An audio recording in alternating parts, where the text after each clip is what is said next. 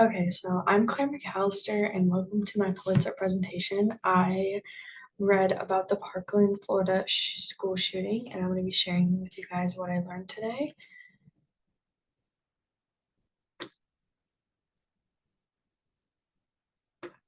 So, a little overview.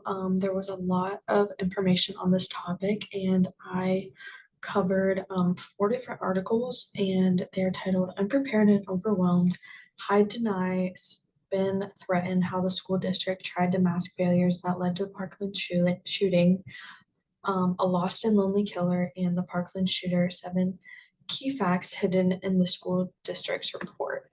So I'm going to start with a little bit of a background on the story. So 19-year-old Nicholas Cruz opened fire at Marjorie Stoneman Douglas High School on February 14th of 2018.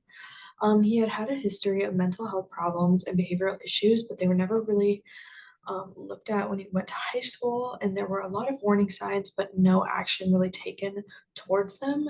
So he carried a semi-automatic rifle with 300 rounds of ammo on the day of the shooting. He killed 14 students and three faculty members, as well as 17 others were hurt. Sheriff's deputy that was on school campus safety faced criminal charges because he hid for most of the shooting instead of preventing the crisis from happening more. And there was a long trial expected with this case because there was so much to it. So I'm going to speak about the first article. So this was called Unprepared and Overwhelmed. I really like this article because it was kind of set up as a timeline. So Tanya Alanis is the author and is a reporter for the Boston Globe. And I really like this article once again because of the timeline organization of it and the writing described the many chances that people had to call a code red but failed to do so. I really liked her style of writing, even though it was a longer article. I really liked how she based off the actual timing of the shooting, and I really liked like the lead and the organization of the article really kept me engaged throughout her piece. Um, or his piece. So for the first article, I kind of wrote down like the key elements I took away. So the gunman, his name is Nicholas Cruz, carried an AR-15 and began firing bullets. And this led to 58 minutes of chaos on campus before anyone actually took charge due to no one taking charge, deputies stalling, false information spreading, communications were kind of paralyzed, and children stranded with nowhere to hide in the school.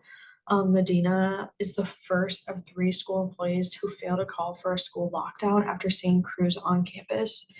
And Deputy Peterson, who was the school sheriff deputy on campus, hid from the crisis instead of confronting Cruz.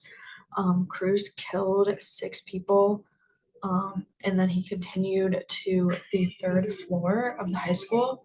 The first 911 call was finally placed, and the repeated failures to call a code red really prevented this from really prevented like a lot of things from actually that could have been prevented.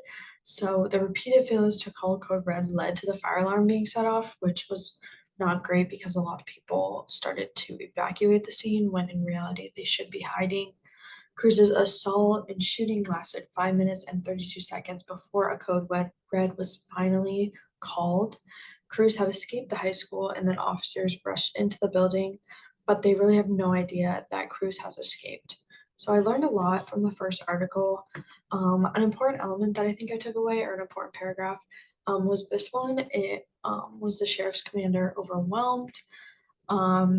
This really emphasizes the chaos that went on at the Parkland shooting. For example, the sheriff arrives and is overwhelmed with what to do and how to assign officers roles for what to do next. Her radio system is buffering. It's just a really big mess, and it just adds to her stress. So she eventually takes hiding near Building 12, along with the other officers. But I really like how the author writes this section because it shows the readers how confusing and stressful this shooting was because of all the elements of it. And it was even confusing for the people in charge of safety, such as sheriff's commander. such as the sheriff's commander that was discussed in this section of the article. So we're going to move on to article number 2 that I read. This one's called Hide, Deny, Spin, Threaten: How the School District tried to mask failures that led to the Parkland shooting. So the author of this one is Brittany Wallman. She is Sun Centennial's investigation editor, which um, is a really huge role that she takes on. And this article was really important, I think, for me to learn about because it provides quotes from Nicholas Cruz, the shooter. And one thing about it that I really thought could have been better would be that it could be shortened, but overall, I really liked the article anyways. Overall, her style of writing was pretty like mid-level, I would say, not as great as the first one. Um, but yeah, so what I learned from this was that a lot of the school records that were made after this led to misinformation. A lot of things were kind of just skimmed over, not directly stated in the reports. So it really led to a lot of misinformation and false information spreading. And 9 months after the shooting, and there's still people that are failed that have been failed to be held accountable who could have prevented the shooting from really getting out of hand. And reports leave out important details, as I said, of what truly happened, which ultimately leads to the public knowing false information. So an important element of this article was I thought was the what the report didn't say. I thought this was really interesting because the district was aware of the behavioral problems that Cruz had, but they really didn't act upon it. And he states in this, as you can tell, I'm a bad kid. I want to kill. Cruz's eighth grade teacher saw signs that he was struggling from eighth grade because he was struggling to depict like his video games from reality, which really ultimately led to his violent actions. So, article number 3 that I read was titled A Lost and Lonely Killer. Once again, this was written by Brittany Woolman, Sun Centennial's investigation editor. So, I really like this article. This is one of my favorites because it explains Cruz's background and where he came from and the trauma that he experienced before the shooting. Once again, it reveals quotes from people who were close to Cruz, as well as quotes from Cruz himself. It reveals that there were signs that Cruz was violent and had behavioral issues. And I enjoy this article because of the evidence and all the quotes that came with it.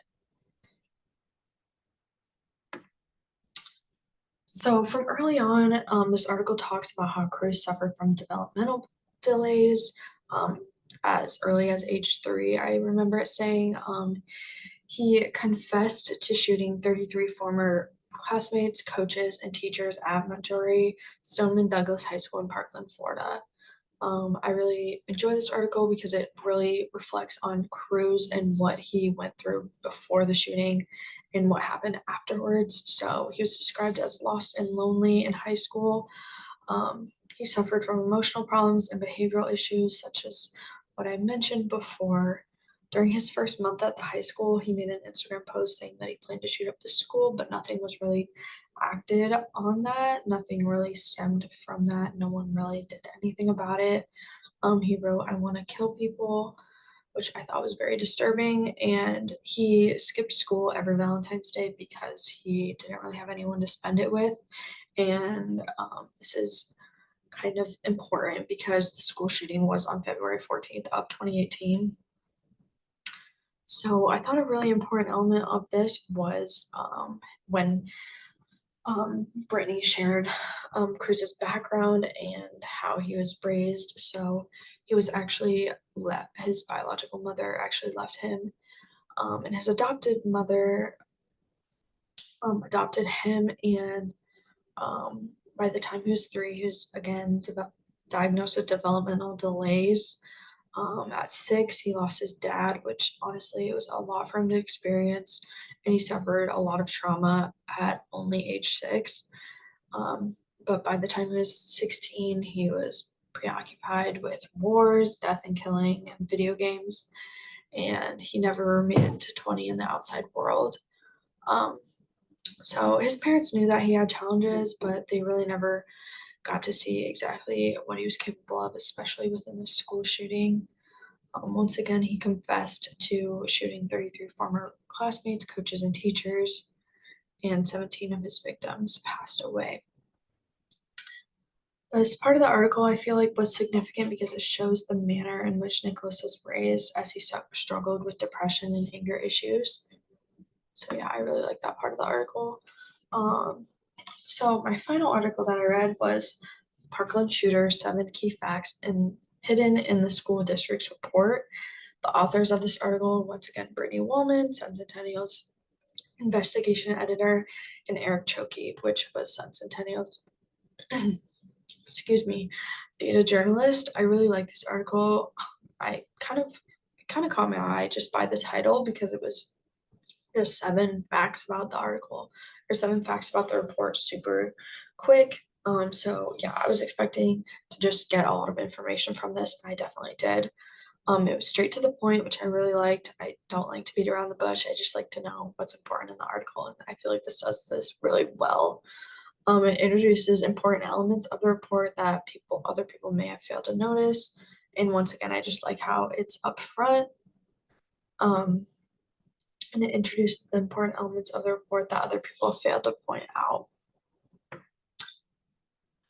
Okay, so the 7 key facts I took away from this were that the blacked out report concludes that the school district largely did nothing wrong, which is not necessarily true. The blacked out report obliquely alludes to 2 mistakes the districts made.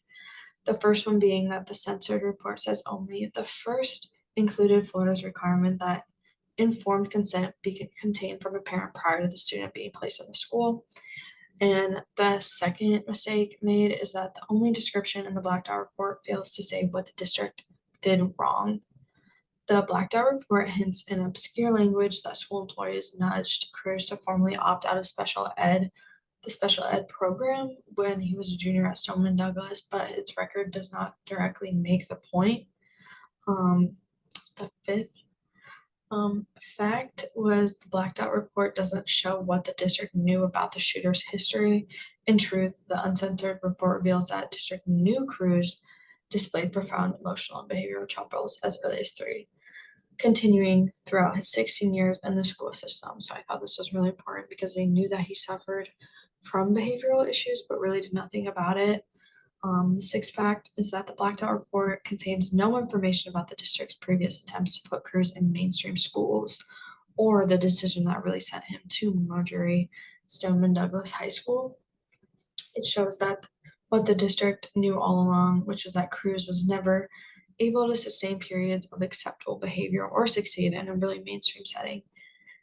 And the final fact was the blacked out report hints but does not say that Cruz, a student with lifelong behavioral problems, was sent to Marjorie Stoneman Douglas High School without a behavior intervention plan, which would have helped educators know what behavior to expect from him and how to deal and respond to it. I thought this was so important because it's important for teachers to know how to respond to people who do suffer from these issues, and they never received any kind of guidance to that. So if they could have received that guidance, maybe it would have prevented other things from occurring, and it would have ultimately prevented Cruz from committing violent acts, and he could have gotten the help that he needed through therapy or through just talking to someone instead of committing violent crimes.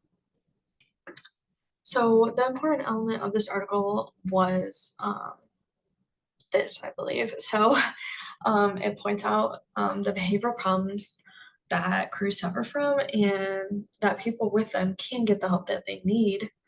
Um, if Cruz was to receive the help he needed, he may not have led to violent actions, which resulted in many people getting hurt that could have been prevented.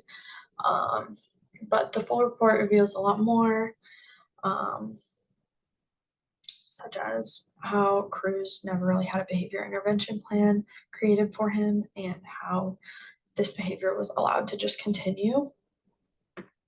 So here's a recap of what I kind of learned.